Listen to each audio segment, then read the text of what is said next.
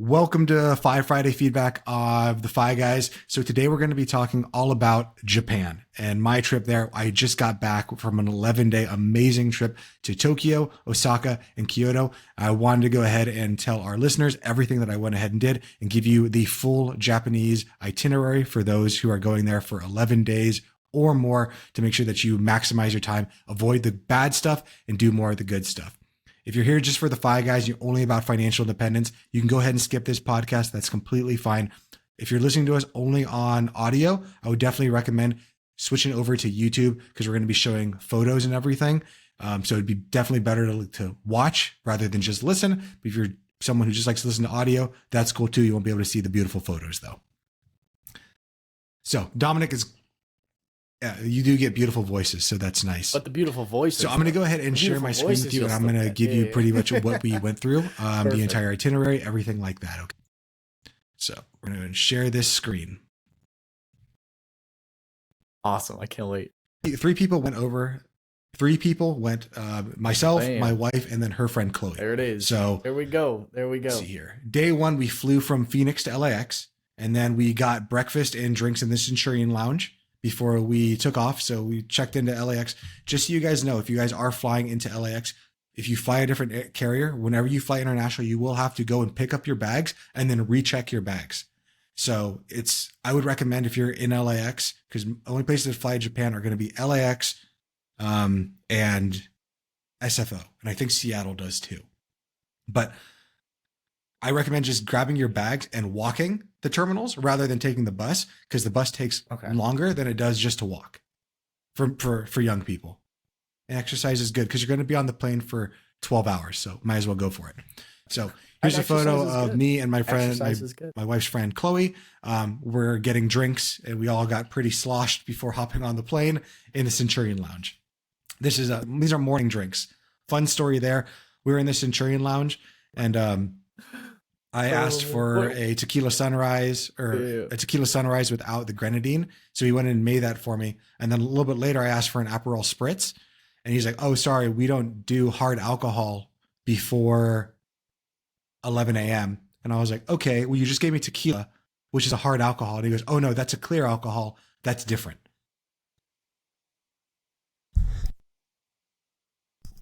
So Centurion Lounge in LAX is fun to go towards. You can always get that with the American Express Platinum. Good to know. Good to freaking know. Since we are the Fi Guys, one of the big ways I'm able to travel so much is by using credit card points. So if that's something that interests you, please go ahead and listen back to episodes 30 and 31 of credit card hacking and how I'm able to basically fund all these trips. The only thing we paid for on this trip was airfare.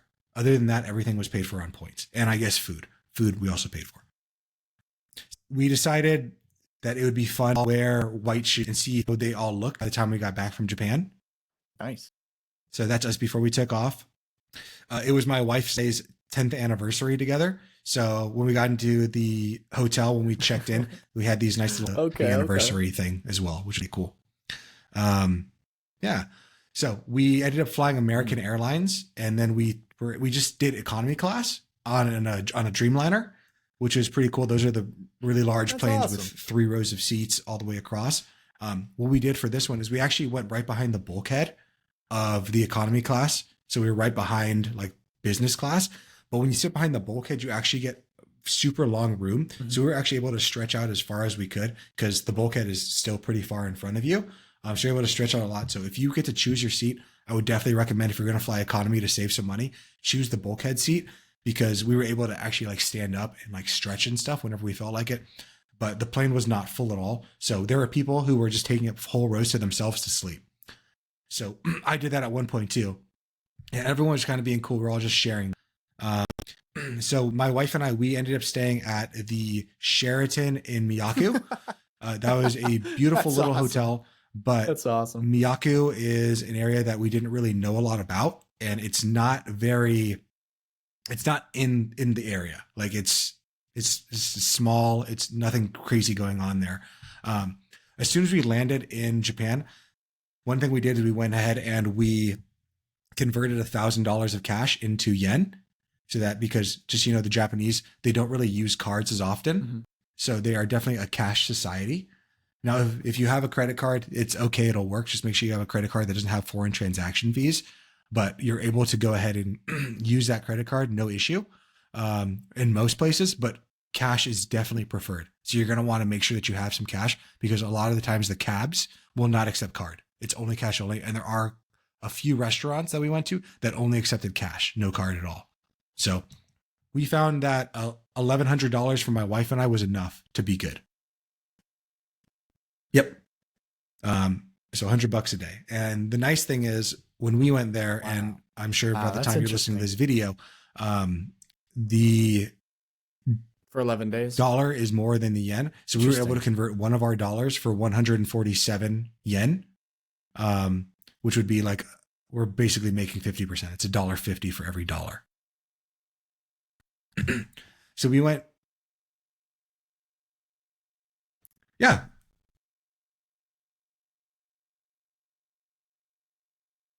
No one speaks Japanese. I Nice. try to learn as much as How I did you could. feel So like with the language barrier konnichiwa, and everything? Like, how does that work? With like moving around, sumimasen, like, do you arigato, guys speak all those types of Japanese? Does your things. friend speak We, Japanese? Like, how we does did that learn. use like Google Huh? Translate or? Yeah, Shiguru. Yeah, Bito. So we try to learn as much as we can to be like Arigato. respectful to them and their culture.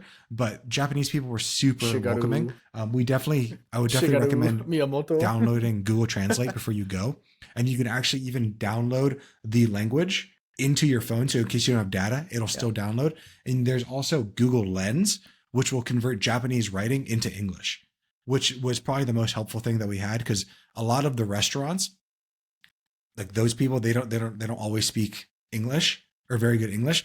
But if you're able to convert Japanese writing into English, you're able to point at things and they're able to get it for you. But everyone was super welcoming, so that wasn't an issue at all. I really was worried about having like a huge language barrier, but everyone was super cool about it. So after we converted the money, we also grabbed something called the JR Pass. The JR Pass is the Japan Rail Pass. It unfortunately costs about $500 to $600, but I think it's totally worth it because it allows you to go onto That's awesome. all of the trains. USD. Yep. No, each.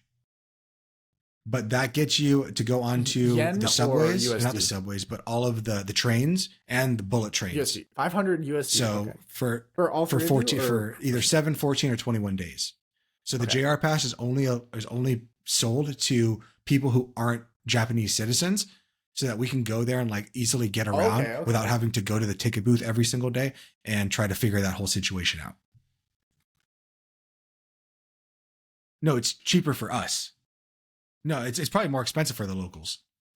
I have no idea what the JR what it would cost for a local people to be there, but I know their train Gotcha. system's pretty So expensive. it's cheaper for the locals. But going there every single day and saying like, oh, I want to buy a ticket to go here and buy a ticket to go here, it's just it's so much easier to walk on. You just have a little ticket that. Give me a second. You have a ticket that looks something like this. So it's just a small little ticket that you put into the machine every time you walk by it, gets and then it complicated. allows you to walk onto any train that's run by the JR line, which can get you anywhere. Yeah, do your thing. So that's pretty nice. So I would definitely recommend getting a JR Pass, and you can get those just by Googling JR Pass for Japan. We went ahead when we went during Sakura season, which is the blossom season. So you can see some of the photos of the cherry blossoms. It was just exquisite. Go ahead and see those cherry blossoms, and you can see like all of them outside the water and everything. Again, if you're only listening on audio, sorry, go ahead and watch the video though. Oops. It's much easier to go ahead and take a look at. Nice cherry blossoms. The sushi was amazing, as I'm sure anyone could assume. So we got some really good Do you want to sashimi take on one? day one. So day one was really just checking into the Sheraton, getting in. The next day we ended up going to Shibuya. I love the cherry blossom. Shibuya is one of the nice downtown areas. So beautiful. Shibuya is one of the nice downtown areas that we went to. And the nice thing is that the taxis are a way to get around the city or to get from wherever your hotel is to a subway station in case you don't want to walk. And you just take the train station to wherever you want to go. We were able to hop on the trains, and they're not as difficult as I think people are afraid of if you have Google. Google will tell you exactly what train to get on and where to get off of. And all the trains tell you in both Japanese and in English what where's coming up next and where you want to get off on. So they try to make it as easy as they can. Luckily, like a lot of people speak English there. So this is down to some of the nice breakfast. My days. It's a very nice day. We went ahead and visited on Shibuya day. Full parks, very, very fun, pretty cool. We got the old like hut and stuff like that. That's Nice photos here. And then this is the actual temple itself. You have to wash hands before you go inside there. That's not. Oh, what is They have that? these nice little Pancakes bamboo with things. ice cream on it? What is that? What There's like the temple itself. You can go in there. You kind of days. There's like a thing where you like throw money. You That's awesome. bow twice, you clap twice, and then you bow again to like make your wish. So that was kind of cool. I didn't do that. But then after that, we went down into Shibuya, continued our fun trip. Here, the things. These aren't arcades. These are actually what are they called? Vending machines. Not like vending machines, but what are those little things called? Wow, that's pretty. Yeah, dispensers. The dispensers, like those little mystery dispensers. So yeah, they're all just like twist turn things. Yeah, they're pretty fun to be able to like look at some toys. Oh, really? Yeah, so they have the wife took. So super fun. Definitely fun there to go there. We went ahead and found some. Wow. I won my wife a little Kirby toy. Then we went down into the Shibuya like nightlife area, where this is a bunch of different food places. It got food. After that, we continued on. We went over to the tour or to the what's it called? Disney area. And we went to inside the Disney. So that's where these Toy Story things are. Italian food. Some of the best Italian food I've had was in Japan, which was pretty, yeah. Very, very good. Man, the Japanese food, like anything, like any culture, they'll take that culture's, they'll learn from them and they'll make it better. So. Okay. No. I did want to go to McDonald's once just to like see is their McDonald's better, but there was so much better food to go for, we never actually did it. Afterwards, we went to something called Shibuya Crossing. Shibuya Crossing is actually these big, I think like 1 million people come through this. So if you're not watching YouTube, this is just what crossing goes. This is how many people walk across the crossing. It looks like a bunch of aiming in one direction. So to every like, minute or so. That's how many people are crossing out of the train station that's top left. Let's go.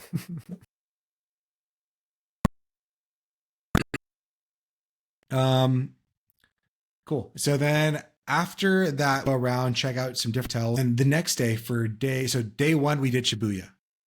Or I guess day one, we checked in. Day two, we did Shibuya and Shibuya Crossing, which I definitely recommend.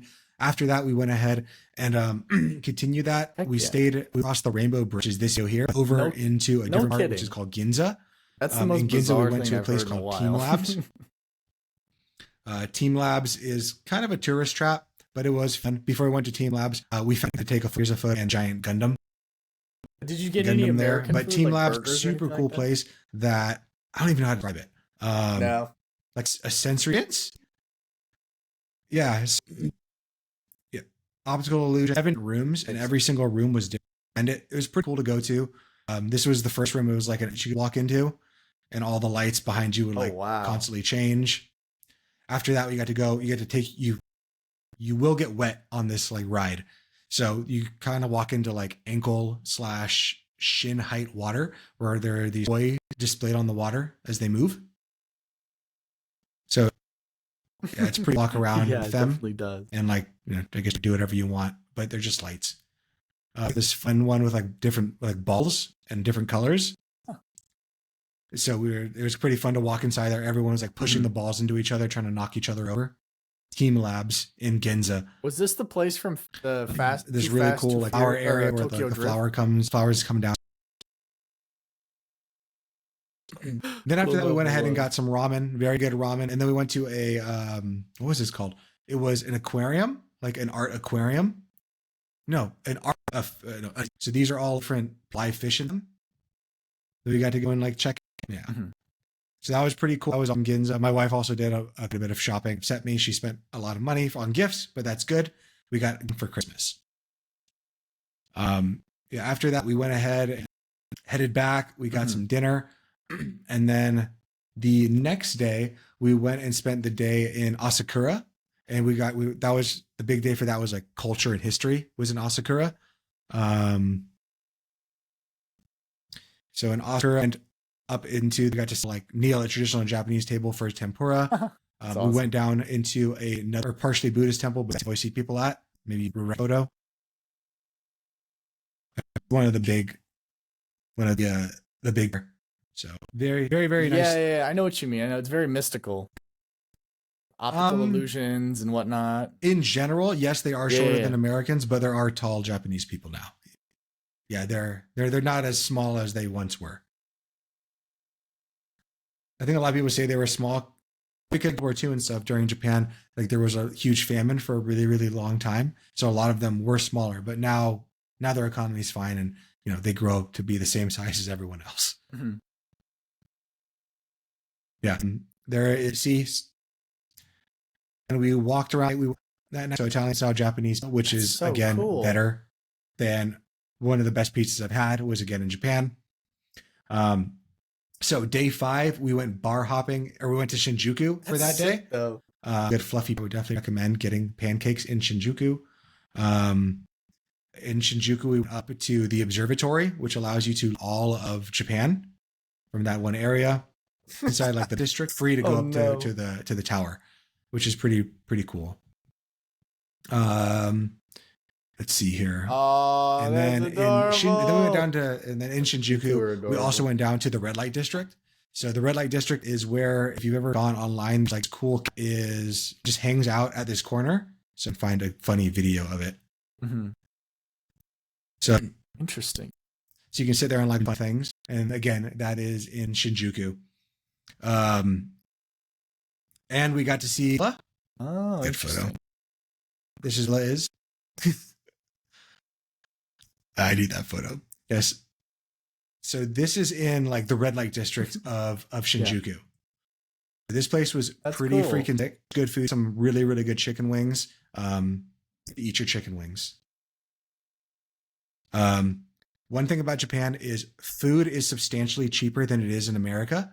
So for most meals, it costs us $7 a person for like a full meal. So you could basically feed everyone for like $20. And substantial alcohol is really cheap too. These are highball and cokes. I think these both cost me like $3 each. So night we went bar hopping. So we actually like purchased a tour where they took us to some fucking girls. We got to teach these Australian girls what spaghetti.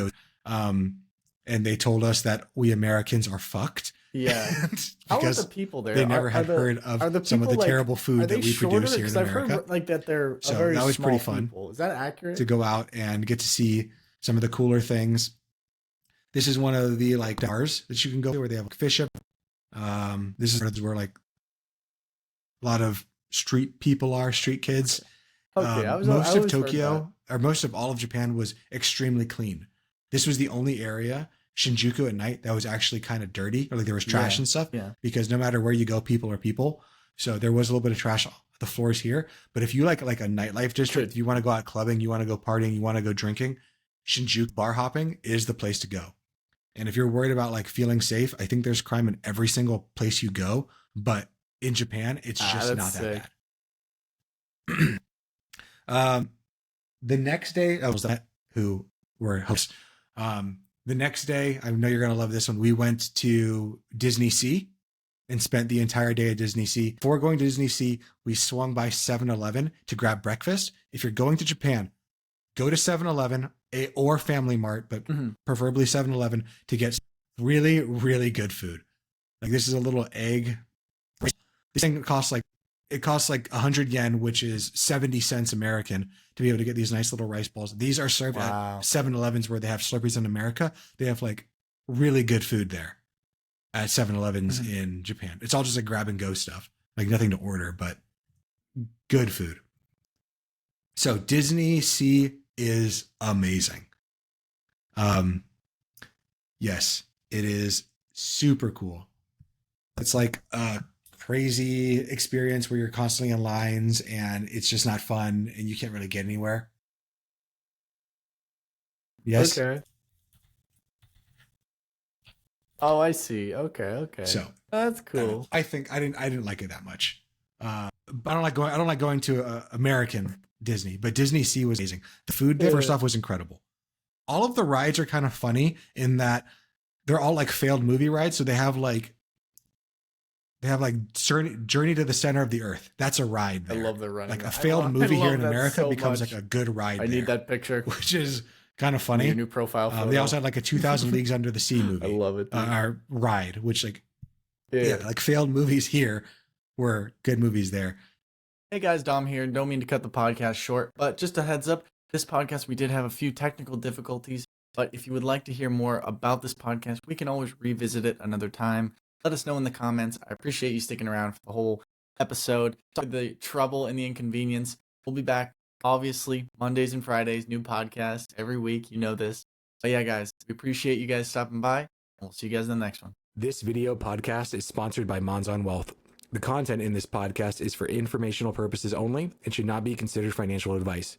We do not endorse specific products or services. Past performance does not guarantee future results. The opinions expressed are those of the hosts and guests, not the podcast sponsor.